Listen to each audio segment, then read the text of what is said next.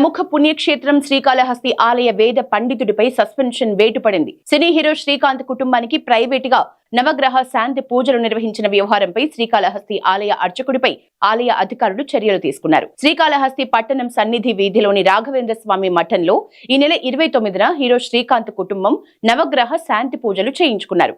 ముక్కంటి ఆలయంలో పనిచేసే కొందరు అర్చకులు, వేద పండితులు శ్రీకాంత్ కు ప్రైవేటుగా పూజలు నిర్వహించారు. దీనికి సంబంధించిన ఫోటోలు, వీడియోలు సోషల్ మీడియాలో వైరల్ గా మారాయి. దీనిపై విమర్శలు వెల్లువెత్తాయి. శ్రీకాళహస్తి ఆలయ అర్చకులు బయట ఎక్కడ కూడా ఇలాంటి పూజలు చేయకూడదు అనే నిబంధనలున్నాయి. ఏ ఆలయంలో అయినా కూడా ఆ ఆలయానికే పని చేయాలని, అలా కాకుండా ప్రైవేటుగా ఇలాంటి పూజలు చేసినప్పుడు సదరు అర్చకులపై దేవాదాయ శాఖ చట్టం ప్రకారం క్రమశిక్షణ చర్యలు తీసుకునే అవకాశం ఉంటుంది.